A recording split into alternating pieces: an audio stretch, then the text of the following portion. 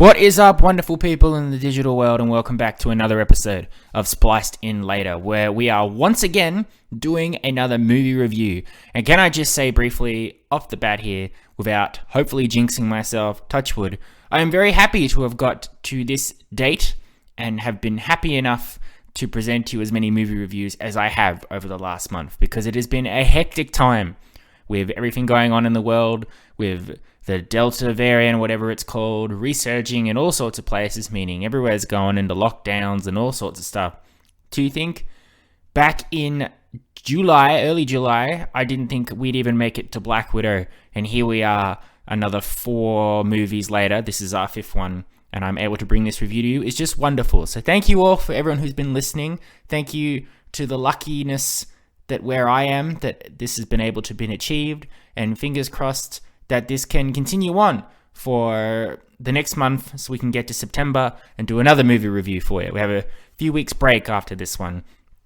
But this is an interesting one. I'm excited to talk about this one. Sit back. I'm going to give you my opinion of the new sequel / standalone film / reboot of the DC Comics anti-heroes team, The Suicide Squad, directed by James Gunn. Now, a little bit of history for you if you're unfamiliar, but Suicide Squad has had quite the turbulent history on the big screen. Originally, it came out as the 3rd entry in the DCEU, the DC Extended Universe, after Man of Steel and Batman v Superman. It was directed by David Ayer, came out in 2016, and the results were mixed. Now, I don't know what was going on behind the scenes. When you watch it, you can feel that there's some stuff going on. Things didn't work out as planned.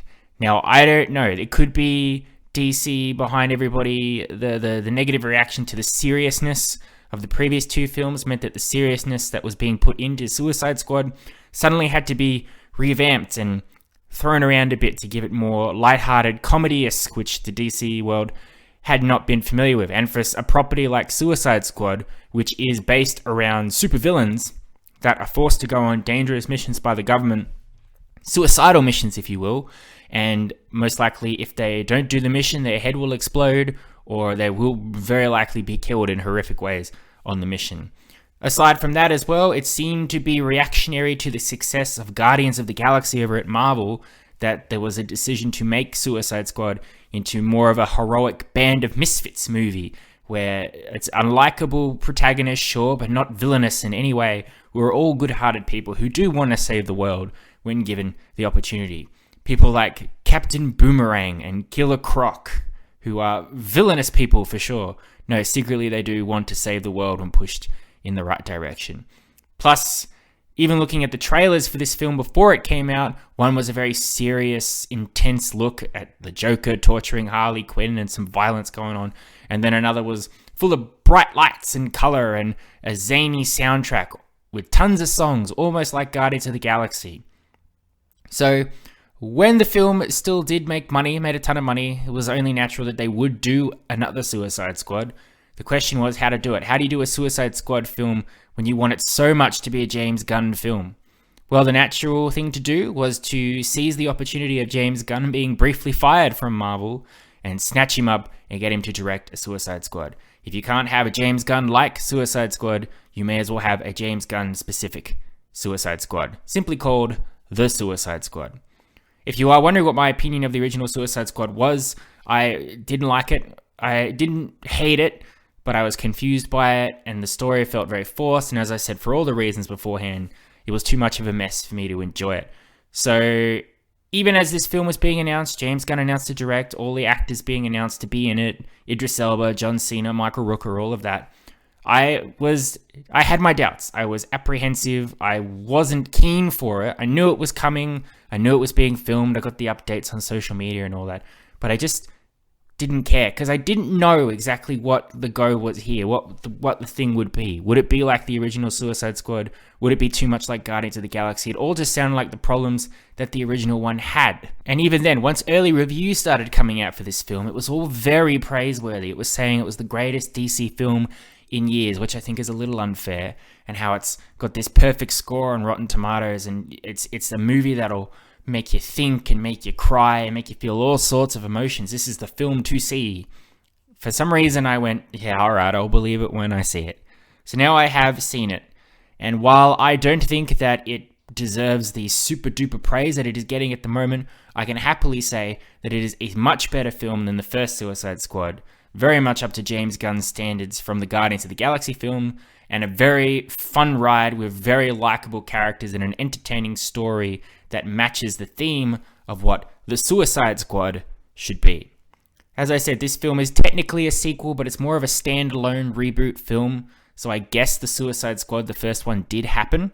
This is going to get really confusing talking about Suicide Squad and the Suicide Squad. So apologies if you get confused, because I'm already confused. But basically, this movie, as I say, I'll do a brief plot for you. It hits the ground running. The Suicide Squad are supervillains rounded up by the unflappable Amanda Waller, a government political figure who is not above sacrificing villains to achieve goals for the glorious United States of America. She assembles her team of supervillains, all with bombs in their necks that she will explode if they go off track. Of course, there are a ton more supervillains in here than the first one. You have the usual Harley Quinn and Captain Boomerang and Rick Flag from the first one, but then you've also got Bloodsport, Savant, Blackguard, Mongal, Polka Dot Man, TDK, Peacemaker, King Shark, Weasel. There's probably others I'm forgetting. Javelin. All with different powers and abilities, and all with a goal of being dropped into Corto Maltese to go to this government facility where something needs to be blown up. And that's about it. I can't talk more about what that leads to and how things develop, because that will be spoiling the film for you. Once again, I feel like the trailers have spoiled too much about this film. If you are lucky enough to have not seen the trailers, don't watch them. Just go and watch the film, because then you can get the story as it's naturally supposed to unfold, rather than just, I know that this is in the film because I saw it in the trailer. I know this person survives to a certain point because I see it in the trailer. Anyway, the feel of this film is very different from the first one. This is somewhere between a comedy and a pulp grindhouse movie. So it's full of James Gunn's usual type of humor, with a band of misfits who are either really likable or extremely unlikable but fun to watch, but combined with the mature audience's blood of certain Quentin Tarantino films, or even grindhouse, Planet Terror, Death Proof sort of thing. There are some vicious kills, some lot of blood and pulp and gore and all of that, but on top of that, there's some tender, sweet moments with these villainous characters that gels perfectly.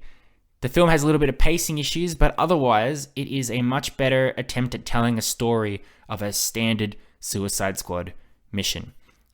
What I loved about it, of course, is that James Gunn direction, that balance between humor and seriousness. This is a storyteller who can make you laugh either hilariously at just the way two characters interact with each other, such as the rivalry between Bloodsport and Peacemaker, laugh uncomfortably when a character can be squashed into a million pieces or eaten by a shark or accidentally kill the wrong person, and can even make you feel for characters that you would not feel for. There is a rat in this film called Sebastian. He's my favorite character in the film, absolutely, and he's just a rat, but he's the sweetest little rat. And, you know, everybody hates rats from what I'm told. I've never really encountered one in real life. Shocking. But seeing this rat, this Sebastian, wave his little hands or offer a human a piece of cheese is just something to a point where I knew then and there that if anything were to happen to Sebastian, it would absolutely devastate me, which is top notch for that. He does some good camera work as well. There's some exposition scenes, which rather than just bore you by sitting there and having a character talk directly to you, makes use of visual art, whether it's telling a backstory with the reflection of the story being in the car window behind you, or some imagery of a character substituting other characters for people that have wronged them in their lives. And when the action kicks off, it's absolutely intense. There are some shocking, surprising moments, bordering on jump scares, but not in a terrible way, but just bits that take you by surprise when characters suddenly die or switch allegiances or take a turn. Because at the foremost, this is what the Suicide Squad should be about. It should be an unpredictable movie, full of twists and turns and betrayals and kills, where you shouldn't know who's going to make it to the end. You might have an idea based on certain characters or certain actors that they might have plot armor, and I think a few of them do, but for the most part, everybody's expendable in this film and you don't really know, which is another plus. As I said, there's about double the members of the Suicide Squad in here than there was in the first one, and they are expendable. There are many that die in horrific, terrible ways, but also entertaining ways. They're played up for laughs mostly, but it keeps you on your toes. There's so much death and destruction. You will find your favorites out of the Suicide Squad. There'll be some that you know, all right, these people will die. That's pretty obvious. But there are some who get that character development, whether it's emotional or comedic, that you latch onto, which is where I'm going to go into next is our characters.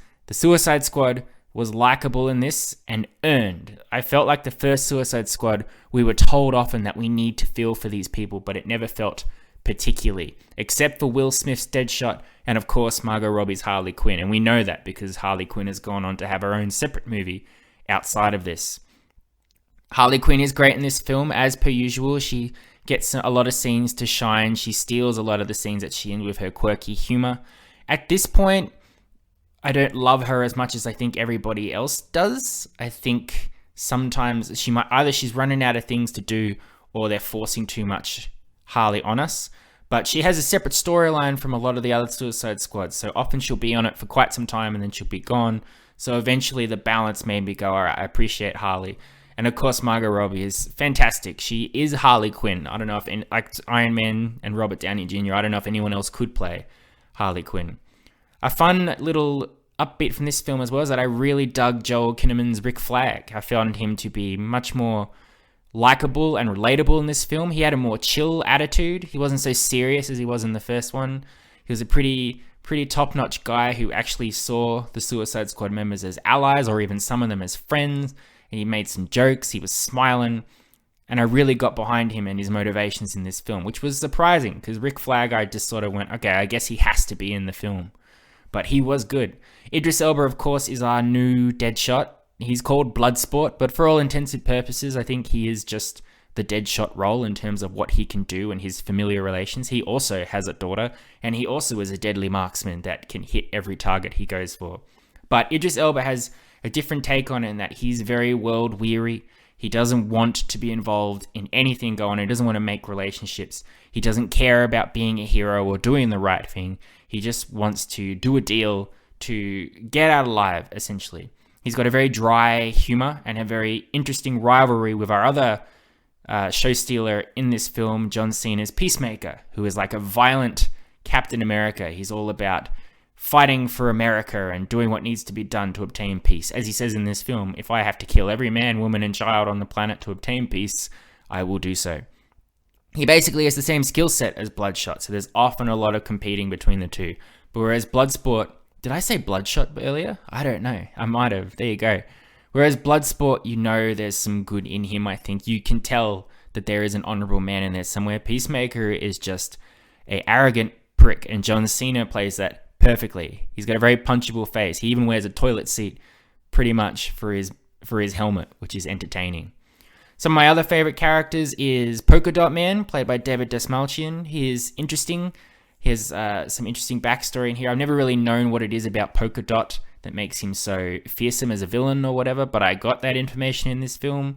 But he's that awkward member of the group who isn't confident enough to take the leadership but doesn't want to be left behind.